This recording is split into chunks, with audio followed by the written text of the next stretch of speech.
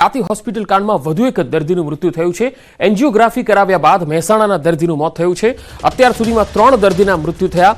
મહેસાણાના કડીના બોરીસણા ગામે ખ્યાતિ હોસ્પિટલ દ્વારા જે કેમ્પ યોજવામાં આવ્યો હતો, 2.5 મહિના પહેલા બોરીસણા ગામમાં કેમ્પ યોજાયો હતો અને આ કેમ્પના બીજા દિવસે 19 દર્દીઓને અમદાવાદ લઈ જવાયા હતા, જેમાં એન્જિયોગ્રાફી અને એન્જિયોપ્લાસ્ટી બાદ 2 દર્દીઓના મૃત્યુ થઈ ગયા। ત્યારબાદ બોરીસણાના વધુ એક વ્યક્તિનું મૃત્યુ થયું છે। વધુ માહિતી સાથે મહેસાણાથી સંવાદદાતા કેતન પટેલ જોડાયા છે। કેતન, વધુ એક દર્દીનું મૃત્યુ થયું છે, કોણ હતા આ દર્દી અને શું તેમને કોઈ તકલીફ થઈ રહી હતી ઓપરેશન બાદ? ચોક્કસથી પંકજ, જણાવી દઉં કે મહેસાણાના બોરીસણા ગામ ખાતે આજથી 2.5 મહિના અગાઉ ખ્યાતિ હોસ્પિટલ દ્વારા એક કેમ્પનું આયોજન કરવામાં આવ્યું હતું, જેમાં અંદાજિત 80 જેટલા જે લોકો હોય છે તેમને લાભ લીધો હતો, ભાગ લીધો હતો। ત્યારબાદ કેટલાક લોકોને ખ્યાતિ હોસ્પિટલ ખાતે લઈ જવામાં આવ્યા હતા, તેના ઓપરેશન કરવામાં આવ્યા હતા। ત્યારબાદ 2 જેટલા જે લોકો હોય છે તેમના અવસાન થયા હતા। ત્યારબાદ સમગ્ર જે કૌભાંડ હોય છે તે સામે આવ્યું। ત્યારે આ જે લોકો હોય છે તેમાંથી વધુ એક દર્દીનું હોય છે અવસાન થયું છે। કાંતિભાઈ પટેલ નામના 72 વર્ષીય વૃદ્ધ હોય છે તેમનું હાલમાં અવસાન થયું છે। ચોક્કસથી એક બાદ એક જે કૌભાંડ હોય છે તે કૌભાંડ આવી રહ્યા છે, ત્યારે ખ્યાતિ કાંડમાં અત્યાર સુધી જે 2 લોકોના અવસાન થયા હતા તેમાં વધુ એક અવસાન થયું છે। તેમની 5 દિવસની જે તબિયત હોય છે તે લથડતા તેમને હોસ્પિટલમાં દાખલ કરવામાં આવ્યા હતા। ત્યારે ગત રોજ તેમનું અવસાન થતા હાલમાં જે પરિવારજનો હોય તેમાં દુઃખની લાગણી જોવા મળી રહી છે। કેતન, તેમના પરિવારજનો શું કહી રહ્યા છે? શું ઓપરેશન અથવા તો ડોક્ટર ઉપર તેમને કોઈ બેદરકારી લાગી રહી છે કે પછી આ કુદરતી રીતે જ તેમનું અવસાન થયું હોય એવું તેમને જણાય છે? હજી સુધી આપણી જે પરિવારજનો સાથે વાત થઈ નથી, પરંતુ ચોક્કસથી જે તેમનું ઓપરેશન થયું હતું ત્યારબાદ તેમની જે તબિયત હોય છે તે લથડતી જોવા મળતી હતી। એટલે ચોક્કસથી આ જે ખ્યાતિ કાંડ બાદ જ આ સમગ્ર મામલો સામે આવે છે। એટલે પરિવારજનો સાથે પણ આપણે વાતચીત કરવાનો પ્રયત્ન કરીશું તેની શું માંગ છે, પરંતુ ચોક્કસથી હાલમાં જે ખ્યાતિ કાંડમાં 2 મોત થઈ ગયા હતા મહેસાણા જિલ્લામાં બોરીસણા ગામ ખાતે, ત્યારે વધુ એક અવસાન હોય છે તે હાલ જોવા મળી રહ્યું છે। જી કેતન, આભાર માહિતી આપવા માટે। તો એન્જિયોગ્રાફી કરાવ્યા બાદ વધુ એક દર્દીનું મૃત્યુ થયું છે અને 2.5 મહિના પહેલા જે ખ્યાતિ હોસ્પિટલ દ્વારા જે કેમ્પ યોજાયો હતો અને એમાં જે એક દર્દી હતો જેણે એન્જિયોગ્રાફી કરાવી હતી અને ત્યારબાદ તેનું ઓપરેશન થયું હતું, હવે આ દર્દીનું મૃત્યુ થયું છે। કુલ 3 દર્દીઓ હવે મૃત્યુને ભેટ્યા છે।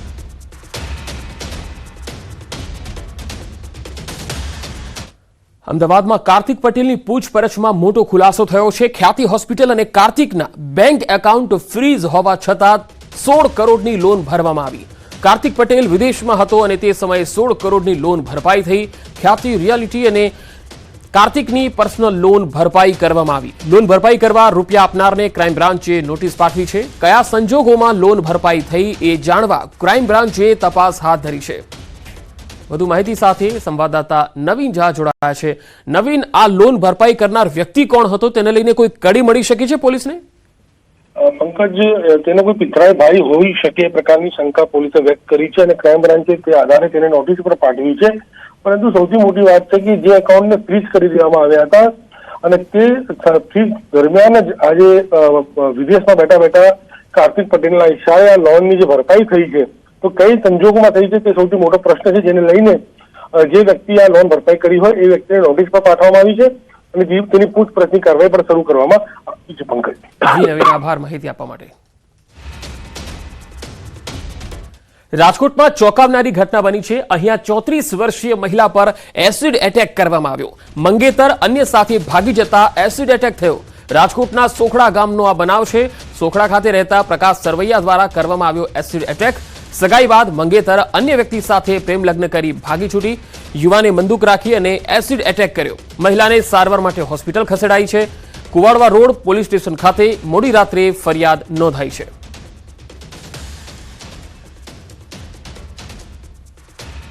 એને અમારી રેકી કરતો હોય તો ભલે, જેવા જણ બધા બહાર નીકળ્યા ને પોતપોતાના કામમાં તરત એ આવ્યો ઘરે અને સીધો એસિડની બળની ભરીને સીધો અટેક જ કર્યો। મારી છોકરી 13 વર્ષની છે, મારો છોકરો તો નિશાળે ગયો હતો। 13 વર્ષની છોકરી હતી ને, એને શું ખબર કે આ કદાચ મગજ બહેણે, એટલે એને હું કરવા તો ધાર્યું છે કે છોકરી પેલા તો છોકરીને જ એને ટાળી નાખવાની જરૂર, એના માથે નાખવાનો હતો એ। સુરતમાં ચોંકાવનારી ઘટના બની, જ્યાં 1 વર્ષની બહેનની 13 વર્ષના ભાઈએ હત્યા કરી નાખતા ખળભળાટ મચી ગયો। ઓશિકાથી મોઢું અને ગળું દબાવીને હત્યા કરી દીધી. સુરતના નાનપુરામાં હત્યાનો આ બનાવ બન્યો. પરિવારે પૂછપરછ કરતા ભાઈએ ગુસ્સામાં બહેનની હત્યા કર્યાની કબૂલાત કરી. તબીબે બાળકીનું મોત ગુંગળામણના કારણે થયું હોવાનો રિપોર્ટ આપતા પોલીસ પણ ચોંકી ગઈ છે. હત્યારો 1 વર્ષ પહેલા મુંબઈથી સુરત માસીના ઘરે આવ્યો હતો. 1 વર્ષીય દીકરી રડારડ કરતી હોવાથી માસિયાઈ ભાઈ કંટાળી ગયો હતો.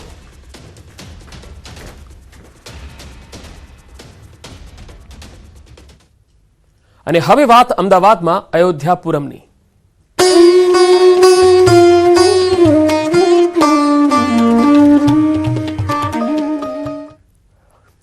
હિન્દુ આધ્યાત્મિક મેળાનો આજથી પ્રારંભ થવા જઈ રહ્યો છે. કેન્દ્રીય ગૃહમંત્રી અમિત શાહના હસ્તે પ્રારંભ થવા જઈ રહ્યો છે. 26 જાન્યુઆરી સુધી હિન્દુ આધ્યાત્મિક અને સેવા મેળો ચાલશે.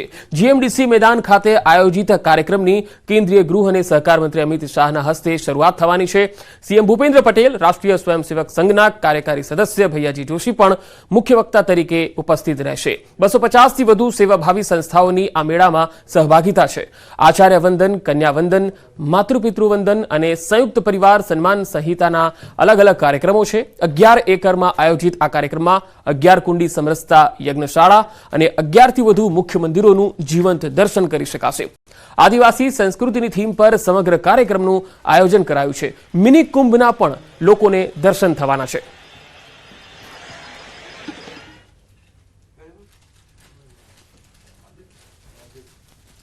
કેન્દ્રીય ગૃહમંત્રી અમિત શાહ જે છે તે આજે ગુજરાત મુલાકાતે આવ્યા છે. ગુજરાત મુલાકાત દરમિયાન 8 જેટલા વિવિધ કાર્યક્રમોની અંદર હાજરી આપવાની છે. સૌપ્રથમ વાત કરવામાં આવે તો હિન્દુ આધ્યાત્મિક મેળાનું આયોજન જે છે તે કરવામાં આવ્યું છે અને તેમાં કેન્દ્રીય ગૃહમંત્રી ઉદ્ઘાટન જે છે તે કરવાના છે.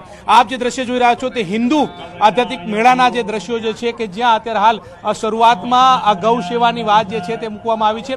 તેનો એક ડોમ તૈયાર કરવામાં આવ્યો છે અને તેમાં સપ્ત ગૌ મંદિર જે છે તે તૈયાર કરવામાં આવ્યું છે. એટલે કે ગાયોની પૂજન અર્ચન જે છે તે કરવામાં આવી રહ્યું છે. સાથે ગુજરાતની અંદર જેટલા ધાર્મિક સ્થળો જે છે તે આવેલા છે તે સ્થળોની પણ પ્રતિકૃતિ જે છે તે અહીંયા મૂકવામાં આવી છે. દ્રશ્યો તમારી સાફ રીતે જોવા મળી રહ્યા છે કે જે અયોધ્યાની અંદર રામ મંદિરનું નિર્માણ પામ્યું છે અને તે રામ મંદિરની પ્રતિકૃતિ જે છે તે પણ અહીંયા દર્શાવવામાં આવી છે. સાથે તે ઋગ્વેદ જે દ્વાર જે છે તે દર્શાવવામાં આવ્યું છે અને ત્યાં મંત્રોચ્ચાર સાથે જે ધાર્મિક વિધિ વિધાન જે છે તે ચાલી રહ્યા છે.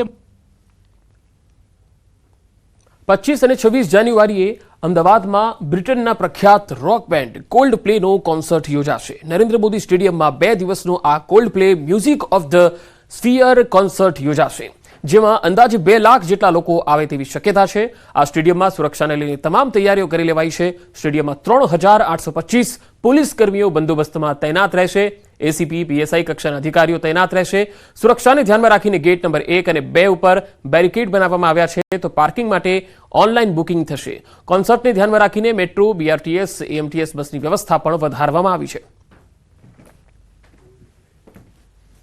સુરક્ષાના ધ્યાને જુદા જુદા રેન્કના અધિકારીઓના બંદોબસ્ત લગાવવામાં આવ્યા છે, જેમાં 14 ડીસીપી, 25 એસીપી, 63 પોલીસ ઇન્સ્પેક્ટર કક્ષાના અધિકારી, 142 પોલીસ સબ ઇન્સ્પેક્ટર અને 3581 હેડ કોન્સ્ટેબલ, કોન્સ્ટેબલ અને મહિલા પોલીસ મળીને કુલ 3825 જેવા પોલીસ અધિકારી અને જવાનો તૈનાત રહેશે. અમદાવાદમાં ચાલી રહેલા ફ્લાવર શોની તારીખ હવે લંબાવાઈ છે. જી હા, ફરી એકવાર અમદાવાદ ઇન્ટરનેશનલ ફ્લાવર શોની તારીખ લંબાવવાનો નિર્ણય કરાયો છે. હવે 26 જાન્યુઆરી સુધી ફ્લાવર શો નિહાળી શકાશે. કોલ્ડ પ્લે ઇવેન્ટને લઈ દેશ વિદેશથી લોકો આવનાર છે, જેથી તેઓ પણ આ ફ્લાવર શોની મુલાકાત લઈ શકે તે માટે આગામી 25 અને 26 જાન્યુઆરી એમ 2 દિવસ મુદત લંબાવાઈ છે. અગાઉ પણ 22 અને 24 જાન્યુઆરી સુધી 2 દિવસ ફ્લાવર શો લંબાવાયો હતો, જે બાદ ફરી એકવાર સમય મર્યાદામાં 2 દિવસ વધારો કરાયો છે. ઉત્તરાયણના દિવસે 1 લાખથી વધુ લોકોએ મુલાકાત લીધી હતી. જો કે અત્યાર સુધી પ્રી વેડિંગ અને ફિલ્મ શૂટિંગ માટે કોઈ જ આવ્યું નથી. ફ્લાવર શો 24 જાન્યુઆરી સુધી એક્સટેન્ડ કરવામાં આવ્યો હતો, પણ મહાનગરમાં આવતી મોટી ઇવેન્ટને કારણે, કોલ્ડ પ્લેને કારણે જ્યારે અનેક વિઝિટર અમદાવાદ આવતા હોય તો ફ્લાવર શોની મુદત પણ 2 દિવસ વધારવામાં આવી છે. 25 અને 26 જાન્યુઆરી સુધી આ ફ્લાવર શો નગરજનો આ જોવા માટે આવી શકશે. રાજકોટ પોલીસની કડક કામગીરી, અવાજનું પ્રદૂષણ ફેલાવનારા બુલેટના સાયલેન્સરને લઈને આ કામગીરી કરાઈ છે, જેમાં મોડિફાઈડ સાયલેન્સરો સામે ટ્રાફિક પોલીસે ઝુંબેશ શરૂ કરી છે. 497 બુલેટ ડિટેઇન કરવામાં આવ્યા. આ બુલેટના 350 સાયલેન્સરો પર રોડ રોલર ફેરવી દેવામાં આવશે. 497 ડિટેઇન કરેલા બુલેટમાંથી 197 બુલેટ ચાલકોએ પોલીસનો સંપર્ક કર્યો નથી. બેટ દ્વારકા બાદ દ્વારકામાં પણ તંત્ર દ્વારા ડિમોલિશનની કામગીરી શરૂ કરવામાં આવી. દ્વારકામાં મંદિર પાસેના વિસ્તારોમાં દબાણો દૂર કરાયા. દ્વારકાધીશ મંદિર નજીક 100 મીટરના વિસ્તારમાં ગેરકાયદેસર બાંધકામો તોડી પાડવામાં આવ્યા. ચુસ્ત પોલીસ બંદોબસ્ત સાથે દ્વારકા સુધી દાદાનું બુલડોઝર ચાલ્યું હતું. નગરપાલિકાના ચીફ ઓફિસર, પ્રાંત અધિકારીની ઉપસ્થિતિમાં પોલીસના બંદોબસ્ત સાથે ડિમોલિશન કરાયું.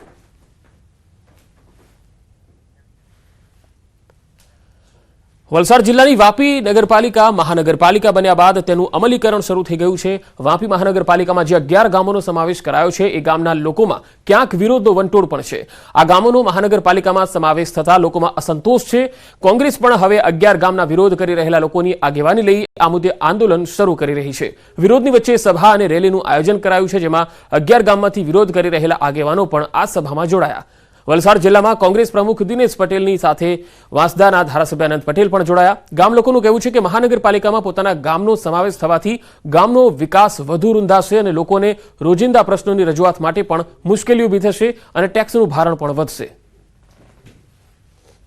11 જેટલા ગામોની ગ્રામસભા લેવામાં નથી આવી અને ગ્રામસભા લેવામાં આવી છે તો ગ્રામસભામાં બધાએ જ ગ્રામજનોએ જોડાવા માટેની ના પાડી છે. એટલે જબરજસ્તીથી ગામોને જોડવાની વાત છે. એના વિરોધમાં નામદા ખાતે જાહેર સભા રાખી હતી. અમને પણ આમંત્રણ આપવામાં આવ્યું હતું અને અહીં ગામના લોકોનો મૂળ અમે જાણ્યો છે કે બધા જ એના વિરોધમાં છે. નગરપાલિકાએ અમારા કપડાં ફાડી લીધા છે, કંઈ રાખ્યું નથી. અને આ જો બધા વેરા ભરવાના આવશે તો સ્કૂલના બાળકો અભણ થઈ જશે અને સરકારી યોજનાઓ છે તે બધી ફેલ થશે. અમારું ગામ એમ બી આગળ જ છે, કોઈ જાતની સમસ્યા નથી. અમારું ગામ બરાબર ચાલતું છે. હવે એ ગામ મહાનગરપાલિકામાં જોડાઈ જશે તો તકલીફ તો આવવાની જ છે. આગળ વિકાસ અટકી જશે. હાલની સમસ્યા આપણે નગરપાલિકાની જોઈએ વાપી, તો વાપીમાં અમુક ગામડા એવા પણ છે કે જ્યાં વિકાસ નથી, રસ્તા નથી, પાણીની તકલીફ છે, કે એ લોકો કાદવ કીચડમાંથી લોકોની જમીનમાંથી લોકો જાય છે.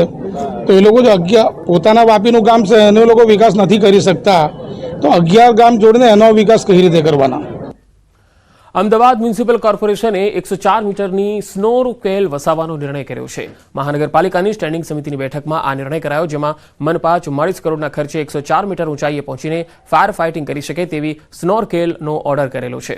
આવી સ્નોરકેલ મુંબઈ અને ચેન્નઈ પાસે છે. આ સ્નોરકેલ આગામી 1 વર્ષમાં અમદાવાદ મનપાના ફાયર બ્રિગેડમાં જોડાશે. અમદાવાદમાં હાલ 100 મીટરથી વધુ ઊંચાઈવાળી 23 ઇમારતોને મંજૂરી આપવામાં આવી છે. ભવિષ્યમાં હાઈરાઇઝ બિલ્ડિંગમાં કોઈ પણ પ્રકારની જે આકસ્મિક પરિસ્થિતિ સર્જાય તે માટે આ સ્નોરકેલ આશીર્વાદ સમાન સાબિત થવાની છે. ગુજરાત ખાતે મ્યુનિસિપલ કોર્પોરેશન સ્તરે આ પ્રકારનું 104 મીટર ઊંચાઈ ધરાવતું હાઇડ્રોલિક પ્લેટફોર્મ પહેલી વખત ખરીદવામાં આવ્યું. 35 માળ 40 માળ એટલે કે લગભગ 100 ફૂટ કરતાં પણ ઊંચી ઇમારતો જ્યારે આવેલી હોય છે, કોઈ ઘટના બને ફાયરની, ત્યારે સ્નોર્કેલની આપણે જરૂરિયાત પડતી હોય છે ફાયર વિભાગને. મહાનગરપાલિકાએ આજે ગુજરાતની પ્રથમ અને આપણે વાત કરીએ કે ભારતની બીજા ત્રીજા નંબરની આ પ્રકારની સ્નોર્કેલ ચેન્નઈ અને બોમ્બેમાં છે. આ પ્રકારની સાધનની આજે સ્ટેન્ડિંગ કમિટીની અંદર એપ્રુવલ આપવામાં આવી છે. બને કોઈ આપણી ઇમારતની અંદર આવા પ્રકારની ઘટના બને નહીં, પરંતુ જો ઘટના બને તો એનો ઝડપથી નિકાલ થઈ શકે, ઠેક હાઇટ સુધીના ફ્લોર પર પહોંચી શકાય અને આ 33-35 માળ કરતાં પણ વધારે 10 ફૂટમાં આપણે વાત કરીએ કે 20 ફૂટ સુધી એનો વોટર ફ્લો જઈ શકે એવા પ્રકારની સ્નોર્કેલ લિફ્ટ વિથ હાઇડ્રોલિક પ્લેટફોર્મ સાથે વસાવવામાં આવી છે. અમદાવાદમાં સ્ટ્રીટ લાઇટ બંધ અંગે એએમસીના સ્ટેન્ડિંગ કમિટીના ચેરમેન દેવાંગ દાણીએ નિવેદન આપ્યું. બેદરકારી અંગે ખુલાસો માંગવામાં આવશે. સ્ટ્રીટ લાઇટ અંગે નવા ટેન્ડરો મંગાવવામાં આવ્યા છે.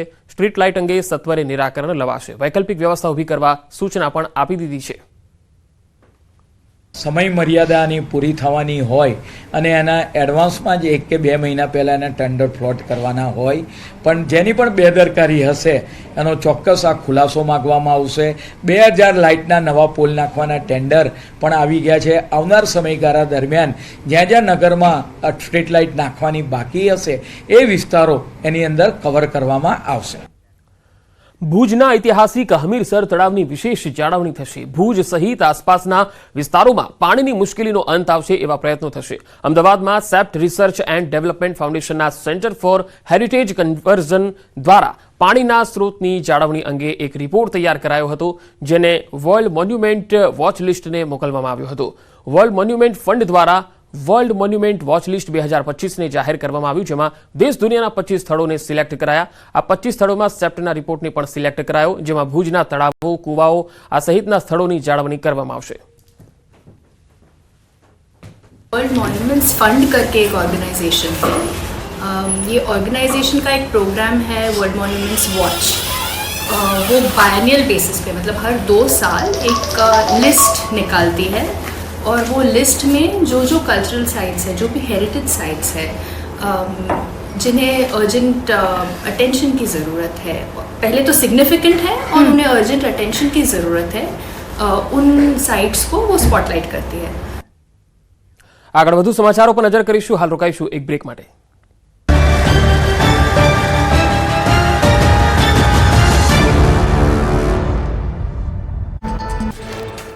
રાજસ્થાનના માઉન્ટ આબુમાં લટાર મારવા નીકળ્યો દીપડો. રાઇઝિંગ સન સ્ટ્રીટ હોટલમાં દીપડાએ ફરીવાર ધામા નાખતા રહીશોમાં ભયનો માહોલ સર્જાયો.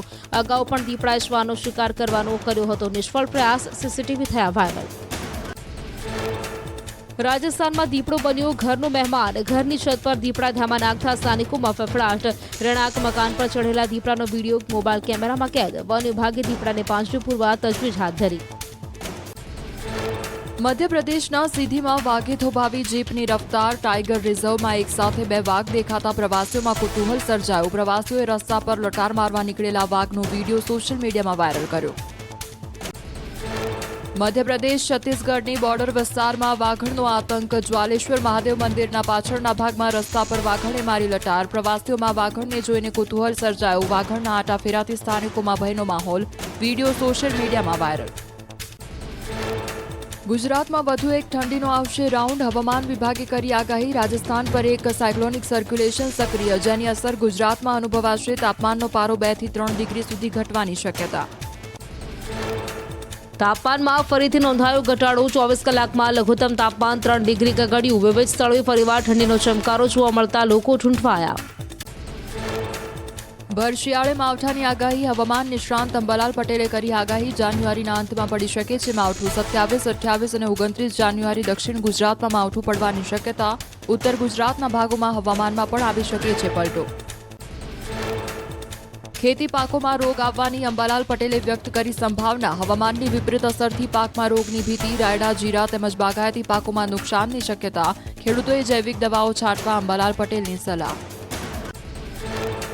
દિલ્હીમાં શેલ્ટર હોમના સહારે પહોંચ્યા લોકો. ઠૂઠવાતી ઠંડીમાં રસ્તા પર રહેતા બેઘર લોકો માટે શેલ્ટર હોમની કરાઈ વ્યવસ્થા. લોકો માટે ધાબળા, પથારી અને પલંગની વ્યવસ્થા કરાતા લોકો મોટી સંખ્યામાં શેલ્ટર હોમમાં પહોંચ્યા. અયોધ્યામાં ઠૂઠવાયા લોકો. ઠેર ઠેર ધુમ્મસની ચાદર છવાતા વિઝિબિલિટીમાં થયો છે ઘટાડો. રસ્તા પર ધુમ્મસ જ ધુમ્મસ જોવા મળતા વાહન ચાલકોને હાલાકી વેઠવવાનો વારો આવ્યો. રાજધાની દિલ્હીમાં છવાઈ ધુમ્મસની ચાદર. પ્રદૂષણ અને ઠંડીના લીધે ઠેર ઠેર ધુમ્મસ જોવા મળ્યું. ઇન્ડિયા ગેટ પર ધુમ્મસ વચ્ચે ઝાંખો પડ્યો. વિઝિબિલિટીમાં ઘટાડો નોંધાતા વાહન ચાલકોને રફતાર ધીમી રાખવાની ફરજ પડી. જમ્મુ કાશ્મીરના શ્રીનગરમાં ઠંડીમાં ઠૂંઠવાયા લોકો. સતત વાદળછાયું વાતાવરણ રહેતા તાપમાનમાં થયો ઘટાડો. ઠંડી વચ્ચે પણ સ્થાનિકોએ ડલ લેકમાં બોટિંગ કર્યું. પ્રવાસીઓએ વિવિધ સ્થળોની મુલાકાત લઈ ઠંડીની માણી મજા. ઉત્તર પ્રદેશના ગોરખપુરમાં છવાયું ગાઢ ધુમ્મસ. વિઝિબિલિટી ડાઉન થતા વાહન ચાલકો થયા પરેશાન. તો ધુમ્મસના કારણે વધુ ઠંડીનો પ્રકોપ. પશ્ચિમ બંગાળના આસનસોલમાં ઠંડીનો કહેર. ઠેર ઠેર ધુમ્મસનું સામ્રાજ્ય છવાતા લોકો ઠૂંઠવાયા. રસ્તા પર ધુમ્મસની ચપેટમાં આવતા ધરતી પર જાણે વાદળો ઉતર્યા હોય તેવા દ્રશ્યો જોવા મળ્યા. ધુમ્મસના લીધે વિઝિબિલિટીમાં થયો ઘટાડો.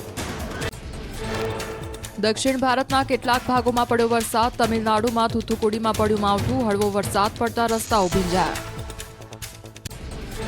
અમદાવાદમાં રોગચાળાએ માથું ઉચક્યું. સોલા સિવિલ હોસ્પિટલમાં એક સપ્તાહમાં 11,599 ઓપીડી નોંધાયા.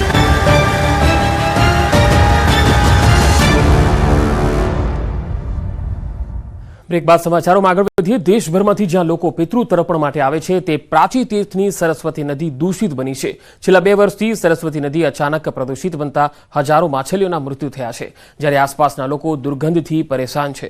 આ તીર્થ પર શ્રદ્ધાળુઓ નદીના પાણીથી પિતૃ તર્પણ કરતા હોય છે અને આ જ નદીના પાણીમાં સ્નાન પણ કરે છે. જોકે છેલ્લા 2 વર્ષથી નદીની થયેલી દુર્દશાથી શ્રદ્ધાળુઓ દુઃખી છે. ગીર જંગલમાંથી પસાર થતી નદી દૂષિત બનતા હજારો માછલીઓના મોત થયા, છતાંય તંત્ર આંખ આડા કાન કરે છે. વહેલી તકે નદીનું શુદ્ધિકરણ કરવા સ્થાનિકો અને શ્રદ્ધાળુઓની માંગ છે.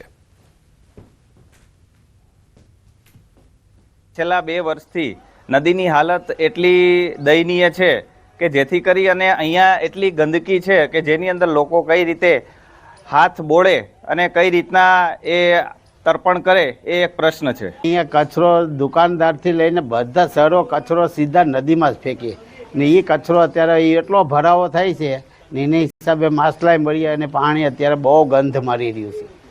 અને બીજા નંબરમાં કોઈ ટ્રસ્ટ કે કોઈ જવાબદાર નથી, અહીં દેખરેખવાળું કોઈ માણસ નથી. આ ગંદકી ત્યાં રહેવાસી છે એ પણ આ ગંદકીથી તો બહુ દુઃખી છે ભાઈ, પણ આનો નિકાલ છે ને આગળની ભાગમાં અને પાછળના ભાગમાં બે સાઈડ નદીના પાણીની આડાશ વધારે થઈ ગયેલી હોવાને કારણે આ ગંદકી થાય છે. અને આ ગંદકી કોણ કરે છે ને એના માટે તો તમારે સીસી કેમેરા જ મૂકવા જોઈએ. યાત્રિકો પણ ઘણા ફરિયાદ કરે છે. અમે એની ફરિયાદને ધ્યાનમાં રાખી અને આપના માધ્યમથી તંત્રને આ જાણ કરીએ છીએ. કહેવાય છે કે 100 વાર કાશી 1 વાર પ્રાચી, કારણ કે આ પ્રાચી તીર્થમાં પિતૃઓના શ્રાદ્ધ કરવા માટે દેશભરમાંથી લોકો આવતા હોય છે. પરંતુ આ પ્રાચી તીર્થ ખાતે આવેલી સરસ્વતી નદી છે કે જે સરસ્વતી નદી છેલ્લા 2-3 વર્ષથી દૂષિત બની છે અને વારંવાર આ જે નદી છે તેમની અંદર હજારો માછલાઓ સહિત પક્ષીઓ છે તે મૃત્યુ પામી રહ્યા છે. જોકે છેલ્લા કેટલાક વર્ષોથી અહીંના કેટલાક સ્થાનિક આગેવાનો અને રહીશો દ્વારા અનેક રજૂઆતો કરવા છતાં પણ આ જે નદી છે તેમને સફાઈ કરવામાં નથી આવી રહી અને તેમને કારણે એક પ્રકારે કહી શકાય કે ગુજરાત અને દેશભરમાંથી આવતા જે પ્રવાસીઓ હોય છે, જે લોકો હોય છે, તે પ્રાચી તીર્થની છબી છે તે ખરડાઈ રહી હોવાનું કહી રહ્યા છે. સાથે સાથે આ જે સરસ્વતી નદી છે તેમાં લોકો સ્નાન પણ કરતા હોય છે, પરંતુ આ નદીનું દૂષિત પાણી હોવાને કારણે હાલ જે આવતા યાત્રીઓ છે તે ચિંતિત બન્યા છે, પરંતુ પ્રશાસન કે તંત્ર છે તેમના પેટનું પાણી પણ હલતું નથી. દિનેશ સોલંકી, ન્યૂઝ 18 ગુજરાતી, ગીર સોમનાથ. રાજકોટ સિંચાઈ વિભાગ સાથે કેબિનેટ મંત્રી કુંવરજીભાઈ બાવળિયાએ મહત્વની બેઠક યોજી. સૌરાષ્ટ્રની સૌની યોજનાને લઈ લિંક 1, લિંક 3 અને 4 ને લગતી બાબતોની ચર્ચા કરવામાં આવી. સૌરાષ્ટ્રમાં જ્યાં જ્યાં જરૂર હોય ત્યાં પાણી પહોંચાડવા માટે લિંક દ્વારા સમીક્ષા કરવામાં આવી. જ્યાં જ્યાં ખેડૂતોને માંગણી આવે અને તળાવને જોડવા માટે પાણી પહોંચાડવા અંગે પણ ચર્ચાઓ થઈ. અત્યારે અમે શિયાળા પૂરતો તો આયોજન કરી લીધું છે કે લિંક 4 માંથી અમે ત્યાં તળાવોને જોડ્યા છે. એ દરેક જગ્યાએ ખેડૂતોની માંગણી આવશે એ પ્રમાણે શિયાળુ પાક માટે તો પૂરતું પાણી અમારી પાસે છે અને એ પ્રમાણે આપશું. તળાવોમાં પણ લગભગ મોટાભાગના તળાવોમાં પણ પૂરતું પાણી છે, જેથી કરી છેલ્લા 6 વર્ષથી અમદાવાદ ઉદયપુર નેશનલ હાઈવેનું 4 લેનમાંથી 6 લેનમાં રૂપાંતર કરવાની કામગીરી ચાલી રહી છે, જેથી વાહન ચાલકોને પરેશાનીનો સામનો કરવો પડી રહ્યો છે. સાથોસાથ કેટલાક ઓવરબ્રિજનું પણ કામ ચાલી રહ્યું છે, એ પણ ખોરંભે ચડ્યું છે. આ મામલે રજૂઆતો પણ કરાઈ ચૂકી છે, છતાંય નેશનલ હાઈવે ઓથોરિટીના પેટનું પાણી હલી જ નથી રહ્યું. હાઈવે ઓથોરિટીએ જણાવ્યું છે કે બ્રિજની કામગીરી ટૂંક સમયમાં થઈ જશે, પરંતુ આ ટૂંક સમય જે છે એ ક્યારેય પૂરો જ થતો નથી. વાહન ચાલકોનું કહેવું છે કે એક તરફ એ લોકો મસમોટો ટેક્સ ચૂકવે છે અને બીજી બાજુ 6 વર્ષ સુધી હાઈવેની કામગીરી થતી નથી અને ટૂંક સમયે એવી ખાતરી આપે છે. અહીં ફક્ત વાહન ચાલકો જ પરેશાન નથી થઈ રહ્યા, દુકાનદારોને પણ હાલાકી પડી રહી છે. મોતીપુરા 4 રસ્તા પર ઓવરબ્રિજની કામગીરી મંથર ગતિએ ચાલી રહી છે. અવરજવર માટે ઓવરબ્રિજની બાજુમાં આવેલ સર્વિસ રોડનો ઉપયોગ કરે છે, એ પણ ખૂબ સાંકડો છે. સ્થાનિકો હવે ખૂબ જ ત્રાહિમામ થઈ ગયા છે. બહુ ટ્રાફિક રહે છે મોતીપુરામાં. સરકારીથી 2 કલાકથી 1.5 કલાક લાગે છે જતાં કરતાં. સામાન લેવા જવું હોય, અમારે ગાડીઓનું કામ કરવું હોય, આગુ પાછું કરવું હોય તો બી 1.5 થી 2 રોંગ સાઈડ જવાનો રસ્તો નથી. બહુ ટ્રાફિક છે, રોડ પોળા કરતા નથી સાઈડોના, એના કારણે બહુ પરેશાની થાય છે અમને. બ્રિજ 6-7 વર્ષથી બ્રિજનું કામ ચાલુ છે. બ્રિજનું કામ હજી સુધી પૂરું કરવામાં આવ્યું નથી. અને સમસ્યા એટલી બધી છે, ટ્રાફિક એટલું બધું થાય છે, સવારના 10 વાગે સાંજે 6 વાગે એટલું ટ્રાફિક થાય છે, સમસ્યા એટલી વધી ગઈ છે અને અમારા ધંધામાં બી બહુ અસર પડશે. ધંધો અમારો 50% થઈ ગયો છે અત્યારે હાલની તારીખમાં. અમદાવાદથી ઉદયપુરને જોડતો નેશનલ હાઈવે કે જ્યાં છેલ્લા 6 વર્ષથી જે આ મોતીપુરા ખાતેનું જે બ્રિજ છે, બ્રિજનું કામ ચાલી રહ્યું છે, અવારનવાર જે અહીંયા ટ્રાફિક જામના દ્રશ્યો સર્જાતા હોય છે. ચોમાસામાં પણ ભારે પાણી ભરાવાને લઈને લોકોને હાલાકીનો સામનો કરવો પડતો હોય છે. પરંતુ છેલ્લા 6 વર્ષથી આ જે હાઈવે છે, આ જે પુલ છે, પુલનું કામગીરી પૂર્ણ થઈ નથી. અહીંના સ્થાનિકો પણ પરેશાન છે. આસપાસના જે ધંધો રોજગાર કરતા હોય છે તેમને પણ જે ટ્રાફિકના કારણે સમસ્યાનો સામનો કરવો પડતો હોય છે. અનેકવાર સ્થાનિકોને રજૂઆત કરવા છતાં પણ હજી સુધી પુલનું કામ પૂર્ણ થયું નથી. પરંતુ હાલ જે કામગીરી ચાલુ રહી છે કે હજી આશ્વાસન તો આપવામાં આવ્યું છે હોળી સુધીમાં પુલ પૂર્ણ થઈ જશે, પરંતુ નક્કર ક્યારે કામગીરી પૂર્ણ થાય, ક્યારે ફરીથી પુલ શરૂ થાય તેવી હાલ તો લોકો રાહ જોઈ રહ્યા છે. કારણ કે જે વારંવાર ટ્રાફિક જામના દ્રશ્યો સર્જાતા હોય તેના કારણે અકસ્માતની પણ સમસ્યાઓ સર્જાતી હોય છે. આ ઉપરાંત લોકો પણ ટ્રાફિકમાં અટવાતા હોય છે કે જલ્દીમાં જલ્દી આ લોકોને નિરાકરણ બને તેવી હાલ તો લોકો વાહન ચાલકો રાહ જોઈ રહ્યા છે. ઈશાન પરમાર, ન્યૂઝ 18 ગુજરાતી, સાબરકાંઠા. સુરત પોલીસની સરાહનીય કામગીરી. ઉધના વિસ્તારમાં રાત્રે 1:30 વાગ્યાના અરસામાં પોલીસ પેટ્રોલિંગ કરી રહી હતી. એ દરમિયાન મોટરસાયકલ પર સવાર એક મહિલા અચાનક ઢળી પડી, જે અંગે પોલીસને જાણ થતાં ઉધના પોલીસ મથકના પીઆઈ SN દેસાઈ તેમજ અન્ય પોલીસ સ્ટાફે બેભાન મહિલાને તરત PCR વાનમાં બેસાડી હોસ્પિટલ સારવાર માટે ખસેડી હતી. પોલીસની સતર્કતાથી મહિલાને તરત સારવાર મળી. આમ પોલીસે માનવતા મહેકાવતું કાર્ય કર્યું.